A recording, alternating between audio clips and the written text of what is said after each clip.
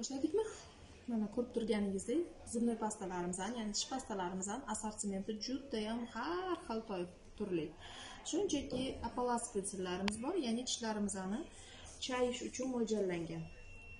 2 mahal ertalab va kechqurun tishlaringizni chayganingizda og'iz bo'shlig'idagi bakteriyalarni bartaraf qilib, keyinchalik tishlaringiz shamollashini oldini oladi, ya'ni milklaringizni. Turmalinli pastalarimiz va probiotikli pastalarimiz ham mavjud. Probiotik va turmalin nima qilib beradi? Xuddi shunaqa 360 gradusda og'iz bo'shlig'imizni butunlay bakteriyalardan saqlab, yana ham ko'payishini oldini olgan holatda shamollashlar bo'lsa, og'izdan hid kelish va слизистая оболочка deydi, ya'ni og'iz bo'shlig'imizda qanaqadir bir narusheniylar bo'lsa, shularni davolab berish xususiyatiga ega. Bular shunaqa vazifasi bor. Undan tashqari oddiy zubnoy pastalarimiz, demak, kundalik ishlatadigan oqartiruvchi morskoy vodoroslidan tayyorlangan zubnoy pastalarimiz. Kim myatani yaxshi ko'rsa, ya'ni og'iz bo'shlig'ida muzdek bo'lib turishini xohlasangiz, zеленый chay va yana bizada myatamiz bor edi.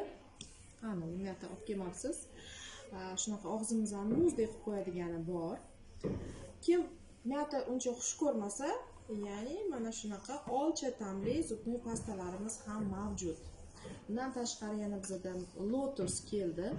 Lotus ham og'iz bo'shlig'imizdagi hidlanishni bartaraf qilib, davolash va tish orasidagi toshlarni eritish xususiyatiga yaxshi yordam beradi.